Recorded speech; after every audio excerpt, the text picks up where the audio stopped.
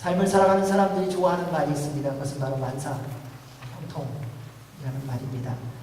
찬송가 384장, 옛날 찬송가 334장을 보면요, 그 찬양이 있습니다. 나의 갈 길 다가도록 예수 인도하시니 내 주 안에 있는 긍휼을 어찌 의심하리요.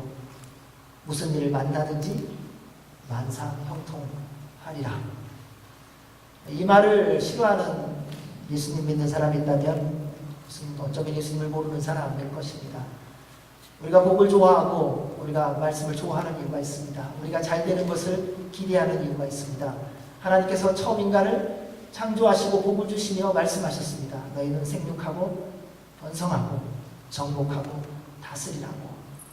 네, 하나님의 말씀대로 살면 만사형통합니다. 맞습니다. 그런데 문제는 하나님께서 말씀하시는 만사형통과 우리가 원하는 만사형통이 다르다는 것입니다. 의미가 전혀 다릅니다. 하나님의 만사형통이 무엇이겠습니까? 말씀대로 살 때에 무슨 일을 만나든지 만사형통하리라는 것입니다. 하나님의 만사형통은 하나님의 뜻대로 이루어지는 것입니다. 우리의 만사형통은 우리의 생각대로, 내가 원하는 대로 이루어지는 것입니다.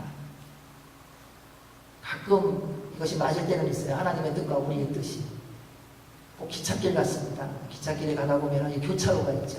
한참 가다 보면 하나님의 뜻과 우리의 뜻이 늘 이렇게 평행선처럼 쭉 지나가다가 어느 한순간 교차되는 순간은 하나님의 뜻, 우리의 뜻이 맞부닥쳐서 얼마나 좋은지 모릅니다. 그런데 사실은 많은 순간 우리 하나님의 뜻과 우리의 뜻이 다르다는 것입니다.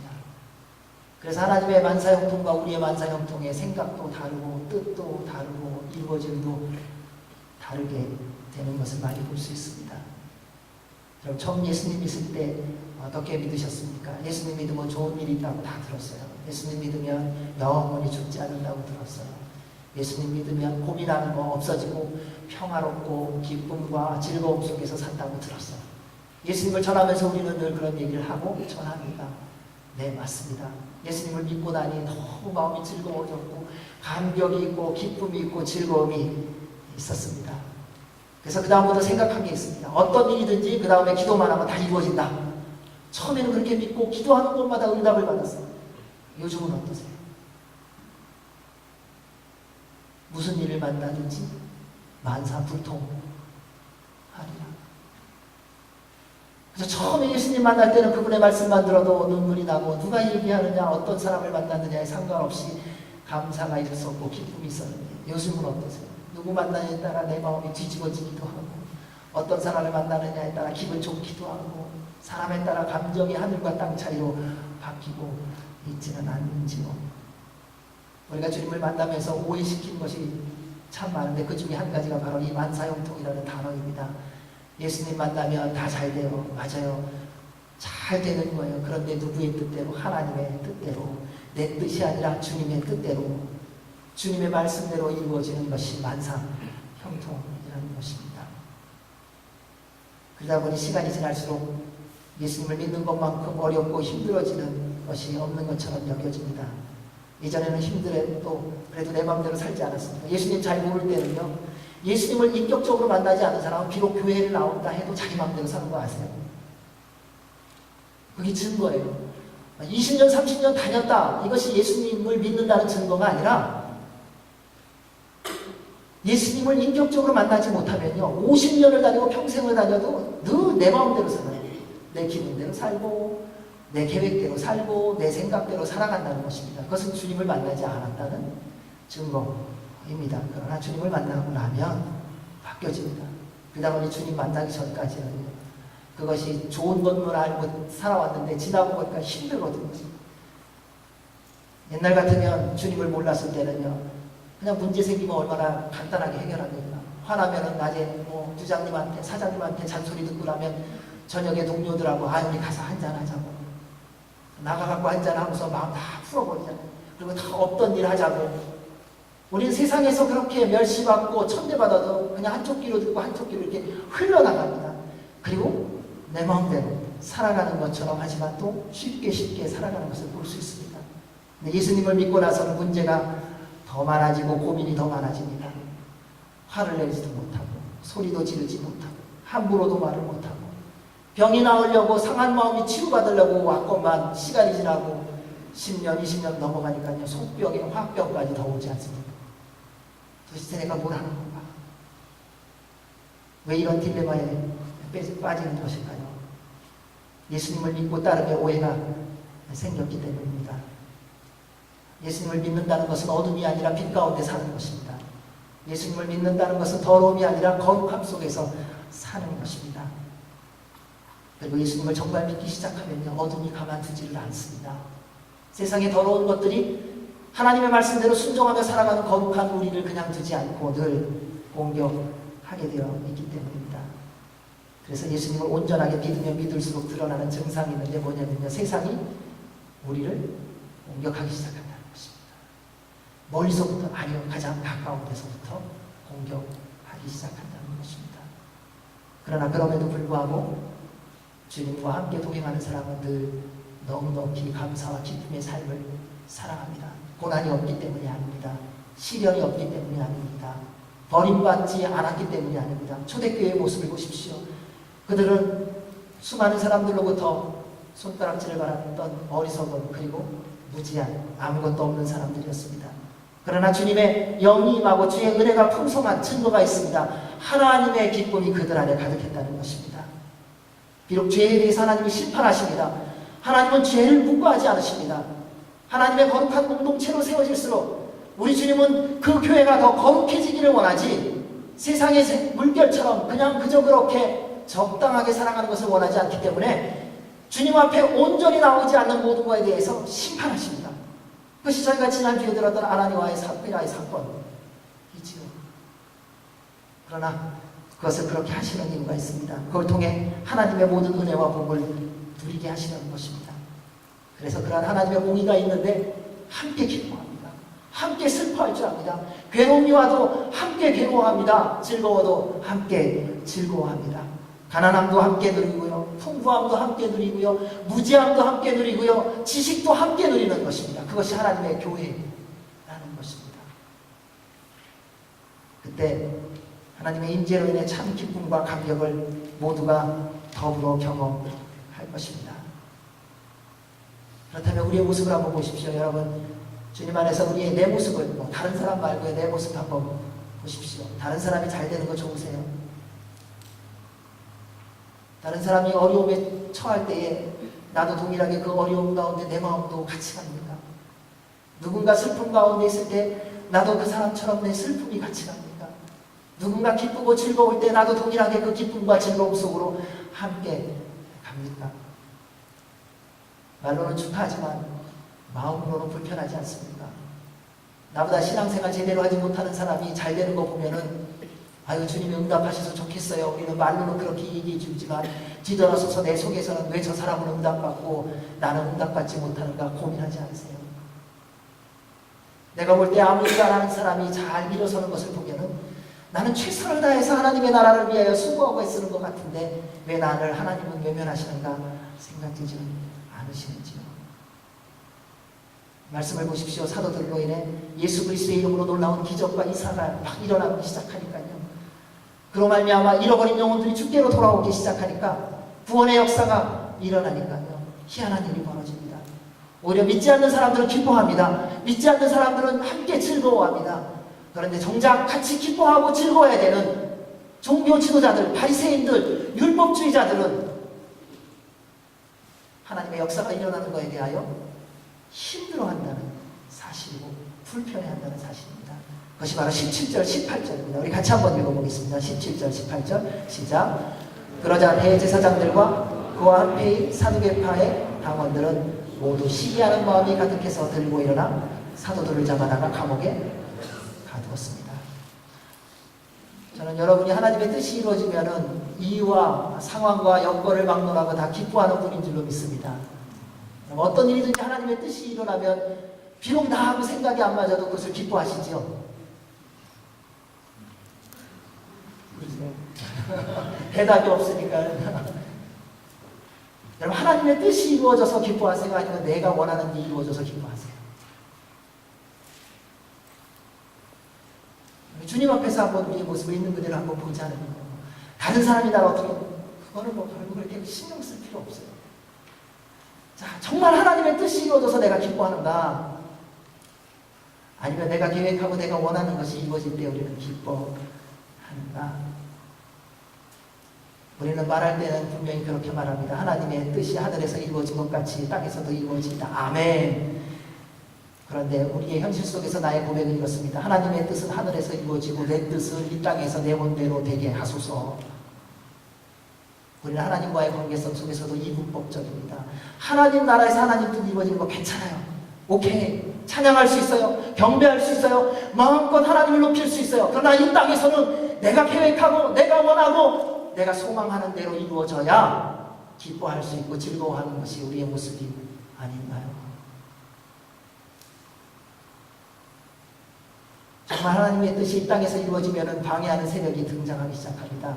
왜냐하면 하나님의 뜻이 이루어지는 것을 가장 싫어하는 존재가 있는데 그것이 바로 어둠의 세력 사탄이기 때문입니다.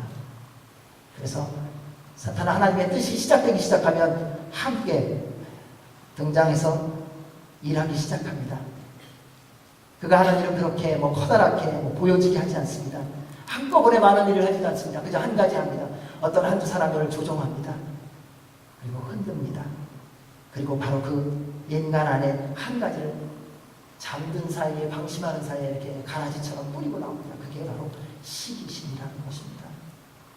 사탄은 인간의 약함을 기가 막히게 잘 알고 있습니다.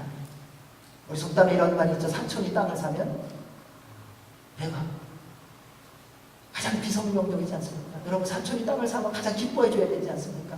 그 땅 사느라고 얼마나 고생했겠어요. 가서 내가 떡을 사주고 내가 밥을 사줘야죠. 그게 맞잖아요. 어느 사람이 방 2개 집을 살다가 방 4개짜리로 옮겼어요. 론을 얻었겠죠. 모기지만 갚으려면 얼마나 힘들겠어요. 축복하면서 그동안 갚을래 앞으로 또 25년 그 갚으려면 얼마나 힘들겠냐고. 옆에 있는 사람이 더 밥 사주고 더 기뻐하고 더 즐거워해줘야 되지 않습니까? 누군가가 좋은 차를 사면 함께 즐거워하고 기뻐하면서 가스값 많이 들 텐데 가스값에 보태라고 가스비를 좀 줘야죠. 그게 맞는 말이잖아요.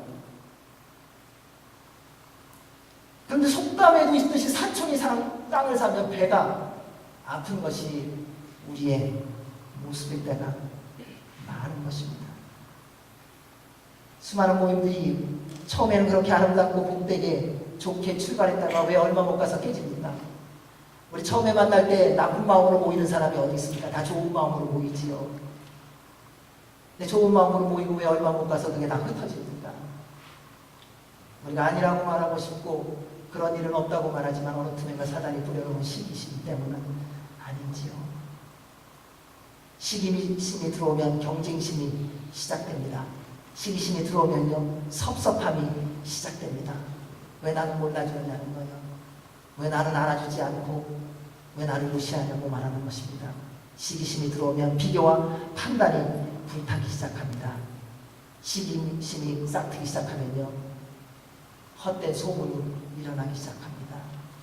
누가 만듭니까? 소문을 누가 주님이 만들었을까요? 아니요, 다 내가 만든 거예요. 여러분 누군가에게 말할 때 있는 그대로 전달하는 거 별로 없잖아요. 다 내 생각 첨가해서 하죠. 나한테 좋은 사람은요 좋은 생각 첨가해서 전달하고요, 나한테 기분 나쁜 사람은요 싹 꼬아갖고 듣는 사람으로 하여금 오해하게끔 우리는 전달하거든요. 그게 다 시기심이에요.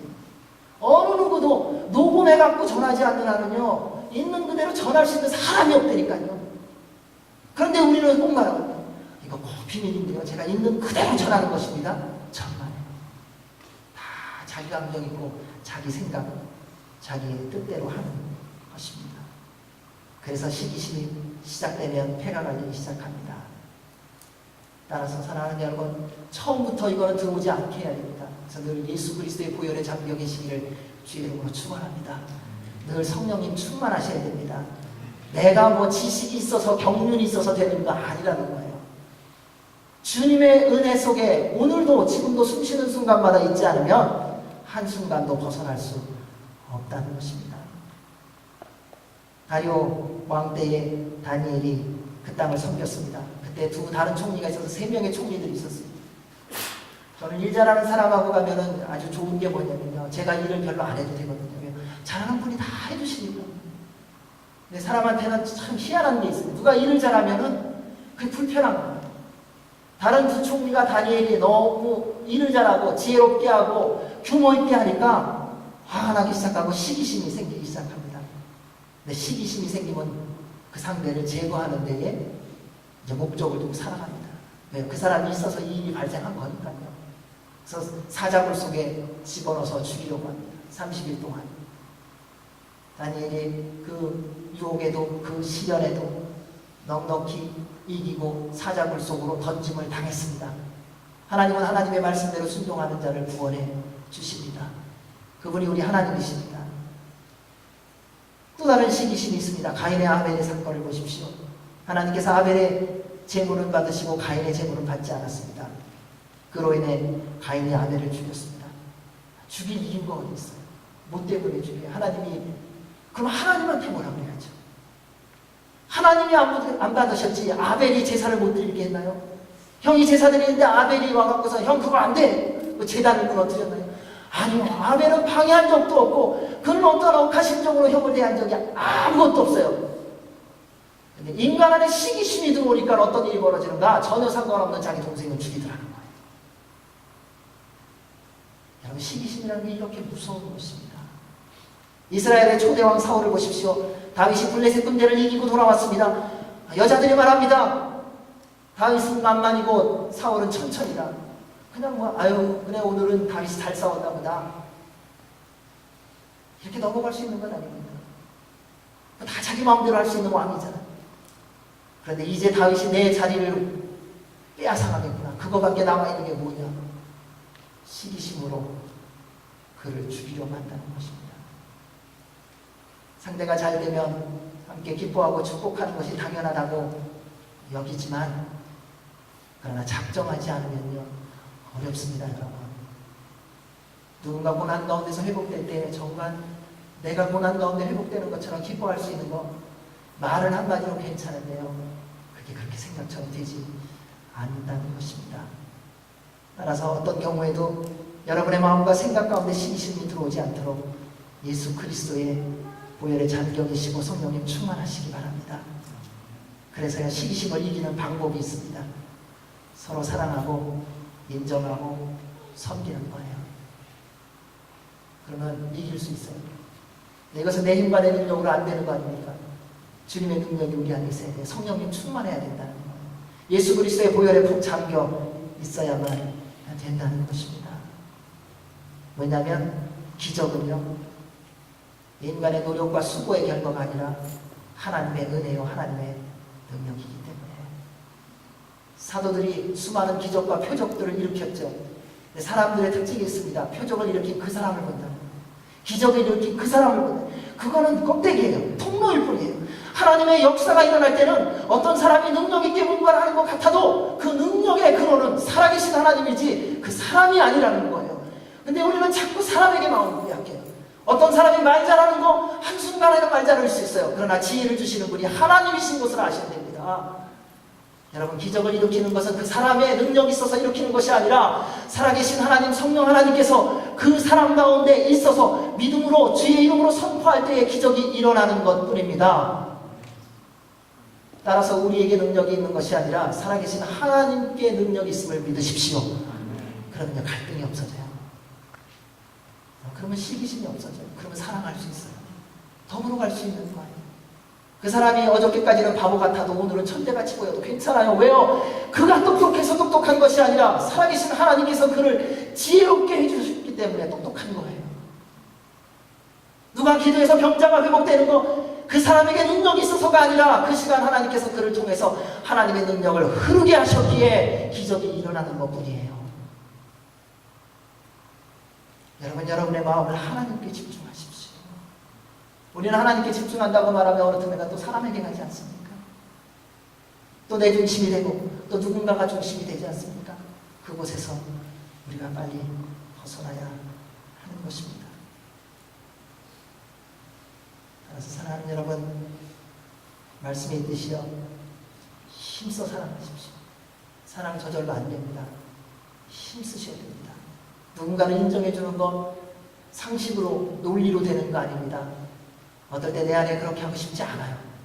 그런데 주님이 그것을 원하신다면 하기로 의지적 선택과 결정 속에서 고백하는 것입니다. 그때 주님의 능력이 우리를 통하여 하나님의 뜻이 하늘에서 이루어진 것 같이 이 땅에서도 이루어질 줄로 믿습니다. 그리고 한 가지는 더 생각하십시오. 누군가가 여러분을 시기할 때 어려워하지 마십시오. 정말 예수님을 믿는다면 시기심을 받는 순간이 있어요. 정말 예수님을 믿는다면 억울함과 무시당할 때가 있어요. 왜요? 어둠이 그냥 놔두지 않기 때문이에요. 세상의 악한 세력들이 거룩하게 살려고 하는 우리들을 가만 놔둘 수 없기 때문이에요. 우리가 약해서 연약해서가 아니라 우리 안에 계신 예수 그리스도로 말미암아 우리가 더 주님을 닮아가는 것을 막아야 하는 것이 어둠의 세력이 갖는 최대의 목적이고 그들이 존재하는 이유이기 때문에 우리가 말씀대로 살면 살수록 더 시련의 파도가 올 것입니다. 여러분, 거룩하게 살면 살수록 더 무시당하는 일들이 있을 것입니다. 하나님의 말씀을 붙들고 살아가면 살아갈수록 더 고난과 시련의 파도가 여러분의 인생 가운데 밀려올 것입니다. 그때 이상한 일 당하는 것처럼 생각하지 마십시오. 정상입니다. 누군가 여러분을 오해하게 헛소문을 만들어서 힘들게 할 때 주님 앞에 나오십시오. 그리고 더 말씀대로 순종하며 주님만 바라보며 주님을 기대하십시오. 주께서 더 놀라운 일을 이루시려는 것입니다. 우리가 상상할 수 없는 하나님의 영광을 이루시려고 우리의 인생 가운데 십자가의 길을 걷게 하신 것입니다. 십자가의 길을 걷는 자만이 부활을 경험하기 때문에요. 사랑하는 여러분, 날마다 십자가와 부활을 경험하시기 바랍니다. 그를 통해 주님의 풍성한 은혜를 매일매일 순간 누리시기를 주의 이름으로 축원합니다. 아멘. 우리 19절에서 24절까지 말씀 같이 읽겠습니다. 시작. 그러나 그날 밤 주의 천사가 감옥 문을 열고 사도들을 밖으로 데리고 나오며 말했습니다. 가라, 성전에 서서 백성들에게 이 생명의 말씀을 전하라. 이 말을 듣고 그들은 이른 아침 성전으로 들어가 사람들을 가르치기 시작했습니다. 그때 대제사장과 그 일행이 도착해 공회와 이스라엘 자손의 모든 장로들을 소집하고 감옥에 사람을 보내 사도들을 데려오게 했습니다. 그러나 경비병들이 감옥에 도착해보니 그들은 온데간데 없었습니다. 그들이 돌아와 이렇게 보고했습니다. 감옥 문은 단단히 잠겨 있었고 간수들도 문받아 서 있었습니다. 그런데 문을 열어보니 안에 아무도 없었습니다. 이 말을 듣고 성전 경비대장과 대제사장들은 당황해 이러다가 또 어떤 일이 생기게 될까 걱정했습니다. 하나님의 말씀대로 순종하며 하나님이 책임지십니다. 믿으세요? 그러면 하나님이 책임지는 인생을 살기 위해서는 여러분 말씀대로 순종하며 사시기 바랍니다. 그 말씀이 순종할 만하냐 안 하냐 그거 생각하지 마시고요. 우리 너무 인생에 그거 갖고 시간 낭비하더라고요. 하나님 이게 하나님 뜻이에요. 아니에요. 그거 갖고요 고민하더라고요. 1년, 2년, 10년, 20년, 50년, 60년을 보내요. 그냥 한번 순종해 보세요. 아니면은 열매가 없고요. 맞으면 열매가 있어요. 자꾸 질문하는 거 갖고 질문 갖고서 막 질문만 하고 있어요. 평생을. 언제 대답을 들으시냐고요. 질문하셨으면은 그냥 마음 주시는 거 그냥 순종하시니까요. 그러면 가부간의 결정이 나잖아요. 예스, 노. 우리 주님은요, 글쎄 이런 대답이 없으시다니까요. 기면 기고 아니면 아니라니까요. 자꾸 우리식처럼 하나님 생각하지 마세요. 우리는요, 내가 곤란하면 대답 안 하잖아요. I don't know. 우리는 대답하기 싫으면요, 그냥 I don't know로 모든 것을 그냥 뭉퉁거리고 다 넘어가요. 하나님도 그런지 아니라니까요. 우리 하나님은요, 질문하면 정확하세요. 해라, 하지 마라. 아시잖아요. 여러분 어떤 일을 놓고 기도할 때 모르세요? 아시잖아요. 이 일을 해야 될지 말아야 될지 확인해 주시면 하겠습니다. 그것은 어떤 면에서는 아닌 거예요. 벌써 하나님이 주신다면 이미 내 마음이 내 생각이 내 몸이 달려가고 있지 않습니까? 그냥 순종하시는 거예요. 우리는 하나님의 뜻인 줄 알면서도 내가 힘들고 어렵고 버거워지면은 애써서 하나님의 응답이 아닐 것이라고 하는 것을 가지고 자꾸 하나님 앞에 갖고 나오잖아요. 하나님 이거는 아니지요. 지금 제가 정말 주님의 뜻이면 순종하겠어요. 그런데 이건 아니지요. 맞다니까요. 하나님 저 사람 제가 용서해야 되나요? 주님도 가룟유다에게는 차라리 나지 않았으면 좋을 뻔했다고 말씀하셨잖아요. 저 사람은 차라리 만나지 않았으면 좋을 뻔했어요. 그게 아니라고요. 이미 우리가 기도하면서 우리의 마음에 마음을 주셨다고요. 그러면 순종하십시오. 자꾸 딴 생각하지 마시고요. 자꾸 우리의 꼼수를 집어넣지 말고 그냥 주님이 주신 마음대로 그냥 순종하세요. 그때 기적이 일어나는 것입니다. 사랑하는 여러분, 하나님의 뜻이라면요, 감옥에도 있을 수 있고요, 나올 수도 있습니다. 내 환경이 어떠냐에 따라 하나님이 계시고 안 계시고라고 생각하지 마십시오. 여러분이 사망의 엄침한 골짜기로 갈지라도 주님은 함께 하십니다. 여러분이 가장 영화와 영광과 명예와 권력의 삶을 살 때라도 주님은 여러분과 함께 하십니다. 주님은 우리가 좌절하고 낙심하면은 그거 봐라, 쌤통이다. 그리고 우리가 잘 되면 네가 정말 잘 되겠구나, 나하고 함께 가자. 그런 하나님 아니세요. 여러분이 높여 세움을 받을 때도 하나님은 그곳에 여러분과 함께 하시고, 왜요? 세우신 분이 그분이시니까요. 우리가 잘못하여 좌절과 낭만 가운데서 쓰러져서 갈등하고 혼란 속에 있을 때도, 우리의 잘못으로 넘어졌음에도 불구하고 그 사망의 엄침한 골짜기를 걸어가도 주님이 함께 가시며 목자가 되어주시는 분이십니다. 그래서 내 형편에 따라 하나님이 계시다 안 계시다 말하지 마십시오. 우리 주님은 어디에 있든지 함께 하시는 분이십니다. 요셉을 보십시오. 부모님들이 칭찬하고 좋은 옷 줄 때만 하나님이 함께 있었습니까? 아니요. 형들에게 미움을 받아서 팔려나가서 노예가 됐을 때도 하나님이 함께 하셨습니다. 그것뿐입니까? 또 잘 제대로 말씀대로 살고 있는데 또 하나님이 왜 그 젊은 청년, 순수한 청년에게 유혹을 가게 합니까? 도망갔더니 감옥에 죄수로 갔어요. 죄수로 가서 요셉이 원망했습니까? 하나님, 제가 말씀대로 살았는데, 제가 주님과 동행하는 삶을 살았는데 왜 감옥소로 보냅니까? 라고 원망했습니까? 아니요, 그는 그곳에서도 주님과 동행하는 삶을 살았습니다. 이것이 하나님의 사람의 모습이라는 거예요. 내 형편이 지금 지질이 가난하냐? 내가 지금 각부의 삶을 사느냐? 내가 명예를 갖고 살아가느냐? 내가 아무것도 없는 무시를 받고 살아가느냐? 그거에 따라 하나님이 계시느냐 안 계시느냐가 아니라, 주님을 믿고 살아간다면 내가 어느 곳에 있든지 주님은 우리와 함께 하시는 줄로 믿습니다. 그러한 요셉이 총리가 돼서 형들에게 뭐라고 말합니까? 그는 형들에게 아주 분명하게 말합니다. 이곳에 보내신 분은 하나님이시라고, 걱정하지 말라고. 사랑하는 여러분, 주님의 말씀대로 살다가 시련과 고난의 여정을 걷고 계십니까?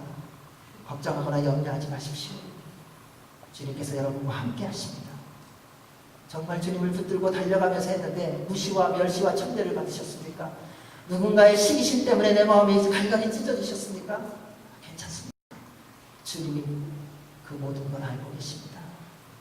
사람은 몰라도 주님은 알고 계세요. 정말 알고 계세요. 모든 사람은 내 옆에 있는 내 남편도 모르고 내 아내도 모르고 내 자녀도 모르고 내 부모도 나를 이해하지 못해도 살아계신 하나님은 여러분의 마음을 아세요.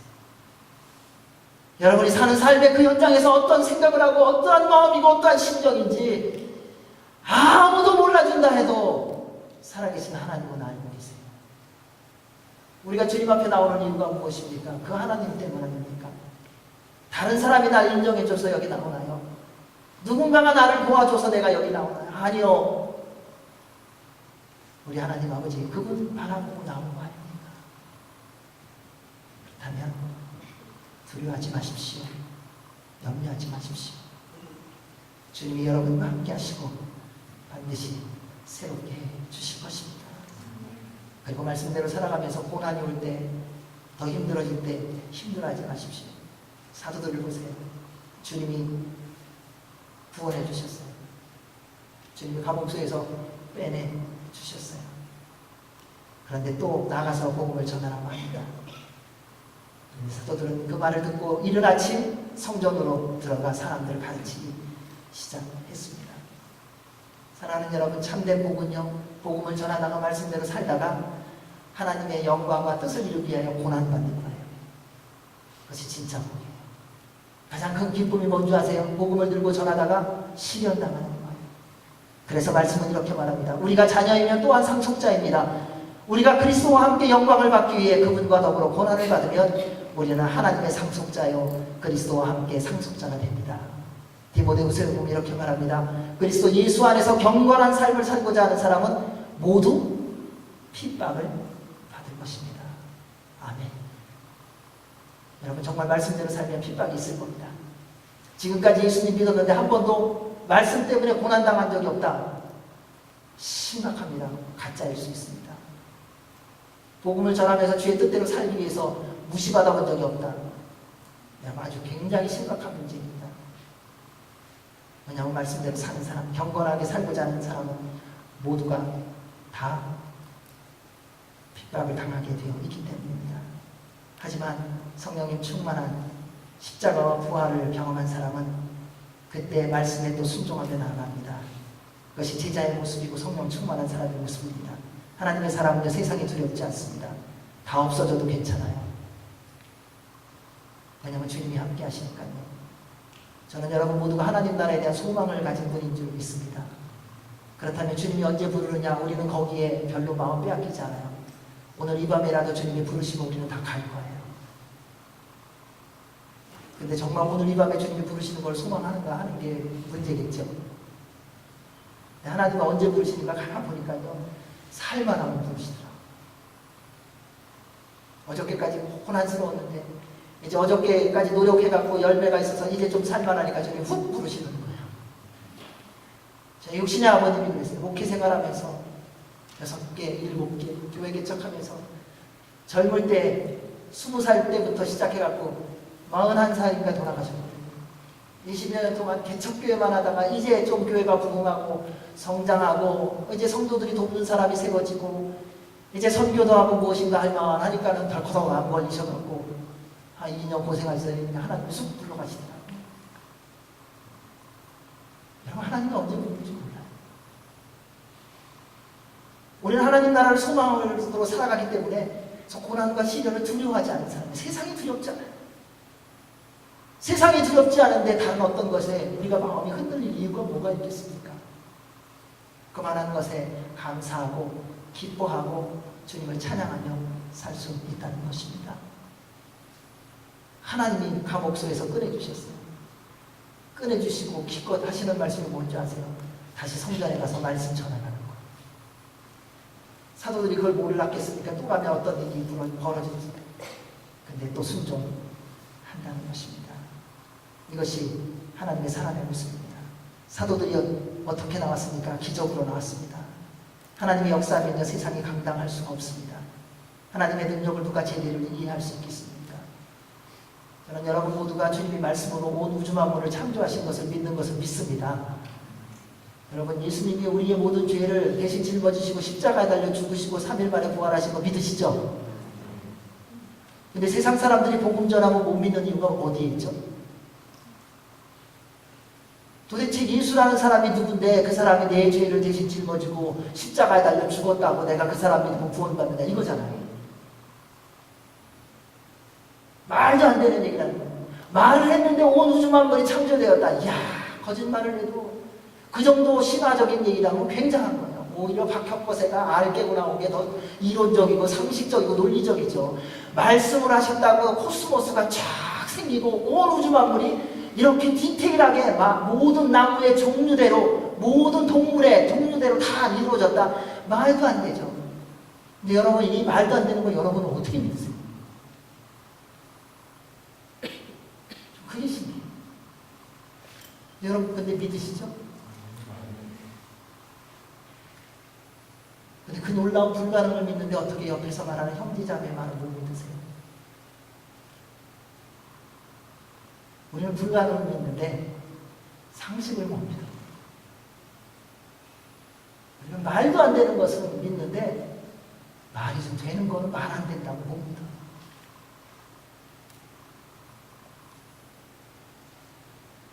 병든 자가 치유함을 받고 귀신 들린 자가 온전해지고 마음이 상한 자가 회복되는 것을 어떻게 다 설명하겠습니까?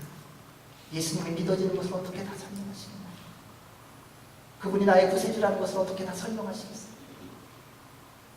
하나님 아버지께서 나의 인생을 지키시고 보호하시고 책임지시는 살아계신 하나님 아버지라는 것을 어떻게 누구에게 설명하겠어요? 여러분, 그렇게 말씀을 많이 들었으니까 말만 하면 듣는 사람이 다 해석이 되고 다 이해가 돼서 예수님 척척 믿어야 되지 않겠습니까? 30년, 40년, 50년, 60년 예수님을 믿었다면 여러분의 한마디에 따라서 마음이 상한 자들이 다 회복돼야 되지 않겠습니까? 근데 오늘날 우리 모습을 보십시오. 내가 한마디만 하면 다 상하잖아. 내가 행동 하나만 하면 다 마음이 무너져갖고 다 딴 데로 도망가 버리잖아요. 그런데 나는 예수님을 믿는다고 말해요. 3대라고 그래요. 4대라고 그래요. 5대라고 그래요. 사랑하는 여러분, 하나님이 행하시면 설명이 되어지지 않는 것입니다. 하나님의 손길은요, 지식과 논리와 상식이 아니라 믿음으로 누리는 것입니다. 그럼 어저께까지만 해도 무너졌던 그 마음 오늘 아침에 어떻게 회복되셨어요? 그냥 주님 앞에 기도한 것밖에 없잖아요. 하나님 아버지, 제 마음 위로해 주세요. 근데 그 중심의 기도를 주님이 들으시고 그냥 그 걱정, 염려, 두려움 그냥 싹 가져가시잖아요. 그때 우리가 고백하잖아요. 수고하고 무거운 짐진 자들아 다 내게로 오라. 내가 너희를 편히 쉬게 하리라. 나와 함께 멍에를 메고 가자. 내 멍에는 쉽고 가벼운 것이니라. 그럼 아무리 설명해보세요. 설명이 되나? 아니요. 믿음으로 그분 앞에 그 고백을 하면 그분이 그냥 그렇게 이루어 주시더라는 거예요. 사랑하는 여러분, 하나님께 순종하는 것은 필수죠. 명령이죠. 그렇죠? 하나님 말씀대로 순종 안 하고 싶은 분 여기서 한 분도 없으실 거예요. 그런데 그 명령된 그 하나님의 말씀이 우리로 선택하게 하셨다는 것입니다. 말씀으로 순종하면요, 하나님의 기적을 경험합니다. 따라서 그분을 믿으십시오. 그리고 무엇을 말씀하시든지요, 하나님을 믿는 믿음으로 순종하십시오. 주변을 보지 마세요. 여러분 속도 보지 마세요. 우리 다 똑같이 죄인뿐이에요. 우리 다 더러운 존재예요. 우리 다 쓰레기 같은 존재 아닙니까? 십자가의 보혈이 없었다면 우리 이미 죽은 존재 아닙니까? 우리가 바라볼 분은 예수 그리스도밖에 없습니다. 그때 그분의 말씀이 들려지고 믿어질 것입니다. 그때 성령 하나님께서 힘주셔서 우리로 순종해 주시는 것입니다. 그 은혜가 있으시기를 바랍니다. 우리 25절에서 32절까지 말씀 읽겠습니다. 시작. 그때 누군가 25절에서 보십시오. 감옥에 가둔 그 사람들이 성전에 서서 사람들을 가르치고 있습니다. 그러자 경비대장은 부하들과 함께 나가서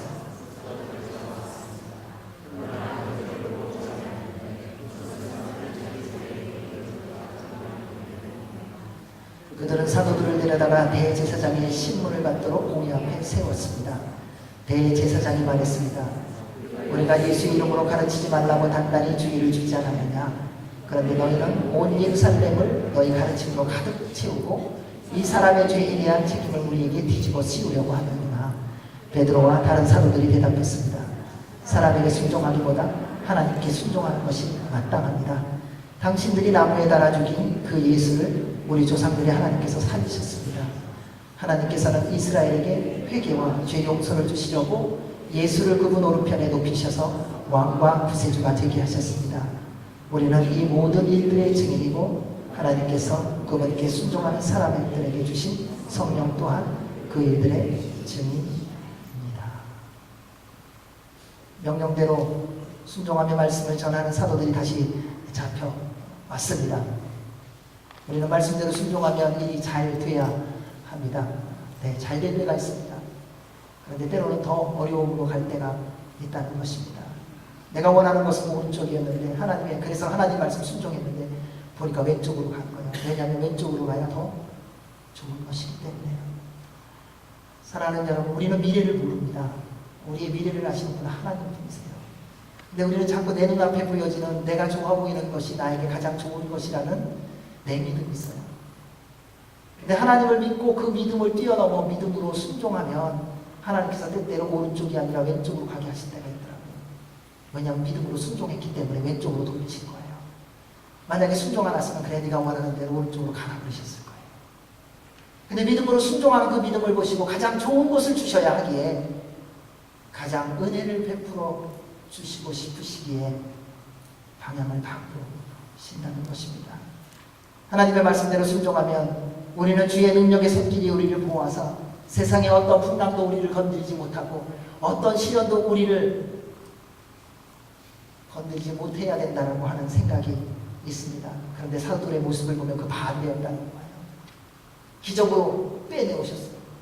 아무도 몰라요. 그 감옥에서 나온 거 누구도 모르게 빼오셨는데, 그런데 그 다음날 아침에 다시 가서 말씀을 전하라고 말해요. 나왔다는 것을 공포하라는 거잖아요. 다시 그곳에 누가 가고 싶겠어요? 그런데 또 잡혀갈지도 모르는 거 알면서도 순종이라는 것입니다. 이것이 하나님의 사람의 모습입니다. 하나님의 사람은 내일 무슨 일이 벌어질지를 알기 때문에 순종하고 안 하는 것을 결정하는 것이 아니라 하나님께서 말씀하신 대로 순종하는 사람이라는 거예요. 사도 바울을 보십시오. 이제 내가 가면은 기다리고 있는 것은 결박과 핍박밖에 없다고 말해요. 그래서 다 말려요. 믿음의 사람들이 말려요. 다른 사람이 말리는 게 아니에요. 교회 장로들이 말려요. 가지 마십시오. 여러분, 내 마음을 슬프게 하지 마십시오. 저는 하나님의 말씀대로 순종하며 가야 합니다. 내일 고난이 없는 것을 안다면 순종하는 것은 순종이 아니라는 것입니다. 내일 고난이 있는 거 아는데, 내일 이 말씀대로 살면 더 혼란스러워지는 거 아는데, 살아계신 하나님이 말씀하셨기 때문에 순종하는 자, 그가 하나님의 사람이라는 것입니다. 우리가 잘 아는 다니엘의 세 친구가 있습니다. 두라 평지에 느부갓네살 왕이 금신상을 만들고 음악 소리를 울릴 때에 절하라고 했습니다. 결과가 분명합니다. 절하라면 풀목불에 던져 타 죽는 것입니다. 그때 사탄이 유혹합니다. 내 중심이 하나님께만 있으면 되지 않냐? 절 한번 하면 어떠냐? 그리고 네 중심이 정말 하나님을 사랑하고 살면 되지 않냐? 여러분, 인생을 살아가면서 매일매일의 삶 속에서 그런 유혹들 없으세요? 세상의 사람들과 똑같은 수준으로 살아가는 것에 대한 유혹 없으세요? 그리고 우리 마음에 스스로 위로받고 있지 않습니까? 그래, 나도 인간인데 뭐, 그래야 말이 통하지, 그래야 삶의 수준이 맞지. 근데 다니엘의 세 친구들은 그러한 속임수에 빠지지 않았습니다. 고난과 시련과 죽음을 맞이해도 말씀대로 살기로 결정한 것입니다. 이것이 하나님이 우리를 통하여 이루시고자 하는 것입니다. 종교 지도자들의 관심을 보십시오. 그들은 한 가지입니다. 자기 자신이에요. 하나님 나라 아니에요. 다른 사람 아니에요. 자기들의 삶만 관심이 있는 거예요. 말은 그럴듯하고 행동은 다 그럴듯하게 보였지만 결론은 뭐냐? 자기들이에요. 너네들 우리가 경고했는데 왜 십자가와 부활을 전했냐는 거예요.